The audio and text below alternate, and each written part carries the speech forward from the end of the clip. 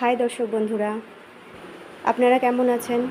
Hi friends, আজ আমি আপনাদেরকে চেন লাগানোর আরেক ধরনের সহজ পদ্ধতি শেখাবো। এখানে দেখুন, আমি প্রথমে 4 ইঞ্চি চওড়া এবং 16 ইঞ্চি লম্বা একটি চেন পট্টি কেটে নিয়েছি, যার 2 ধার আমি আগে সেলাই করে নিয়েছি। এবার 14 ইঞ্চিতে আমি একটা পয়েন্ট করে নিলাম। এত পর্যন্ত আমি 14 ইঞ্চি পর্যন্ত প্রথমে আমি পট্টিটাকে মাঝ বরাবর কেটে নেব ভাঁজ করে। তারপরে আমি দেখুন, জামার মিডিলটা আমি যে ভাঁজ আছে, এটা সুতির জামা, তাই ভাঁজ বোঝা যাচ্ছে সামনের দিক থেকেও। তো আমি ভাঁজ বরাবর একটা দাগ কেটে নিয়েছি। দাগ যদি নাও কাটেন, ভাঁজটা বুঝতে পারলে আপনারা ভাঁজ বরাবর পটিটাকে সাইডে রেখে ভাঁজের সাইডে রেখে দিয়ে আপনারা এক চাপ রেখে দিয়ে সেলাই করে নেবেন। তারপরে চাপটাকে এই কোণের নিচের দিকে চাপটাকে একটু তুলে আবার জামাটাকে ঘুরিয়ে নেবেন, নিয়ে তারপরে আপনারা আবার মেশিনটাকে চালাবেন। এই সাইডেও আপনারা ভাঁজের ঠিক ওই সাইডে যেমন এক চাপ রেখে সেলাই করেছেন, এই দিকটাও আপনারা ঠিক এক চাপ রেখেই সেলাই করবেন। করে তারপর জামাটাকে মিডিল বরাবর কেটে নেবেন। আচ্ছা, আর কোণের দিকটা, নিচের দিকটা একদম প্রায় সুতো যেন না কাটে সেরকমভাবেই সামান্য একদম ধারে গিয়ে কাটবেন।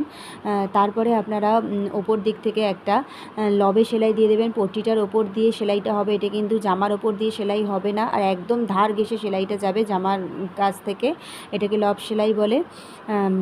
আর এই সেলাইটা দেওয়ার সময় একটু নখ দিয়ে প্রথমে পট্টিটাকে একটুখানি নখ দিয়ে চেপে চেপে সোজা করে বসিয়ে নেবেন, তারপরে সেলাইটা দেবেন, এতে সেলাইটা সুন্দর হবে। আচ্ছা, বুঝতে পারলেন?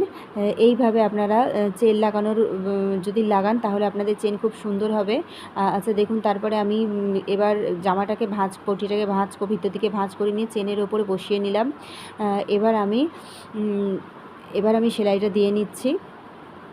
দেখুন, একদম চেনের পাশ দিয়ে আমি সেলাইটা দিচ্ছি। আমি প্রথমে একটু চাপটা তুলে চেনের মুখটা ওপর দিকে তুলে নিলাম, তারপরে আমি একটু ধরে ধরে চেনটাকে বসাচ্ছি, সেলাই দিচ্ছি। আর চেনটা সেলাই দেওয়ার সময় আমি কিন্তু জামাটাকে একটু লুজ করে সেলাইটা দিচ্ছি। জামাটাকে আমি কিন্তু টেনে ধরিনি, জামা টেনে ধরলে কিন্তু চেন ফুলে যাবে। আর চেনটা লাগানোর সময় দেখুন, আমি ডান হাতের আঙুলটা দিয়ে চেনটাকে একটু ধরে রেখেছি, যেন চেনটা সাইডে সরে না যায়, তাহলে কিন্তু একটু ফাঁক হয়ে যাবে, আবার সেলাইয়ে চেনের অনেকটা ফাঁক দিয়ে সেলাইটা চলে যাবে। এবার চাপটাকে তুলে নিয়ে জামাটাকে ঘুরিয়ে নেব। আমি জামাটাকে ঘুরিয়ে নিয়ে এবার এই জায়গাটা দেখুন আমি কিভাবে করছি। সামান্য এই সাইডে জামাটাকে একটুখানি ভাঁজ দিয়ে ওই চেনটাকে জাস্ট ঢাকার মতো জামাটাকে সামান্য একটু ভাঁজ দিলাম। এই ভাঁজটা কিন্তু খুব একটা বোঝা যাবে না, এমনভাবেই ভাঁজটা দিতে হবে। দিয়ে আমি আবার এই দিক থেকে চেনটা ওপর দিকে সেলাই দিয়ে নেব।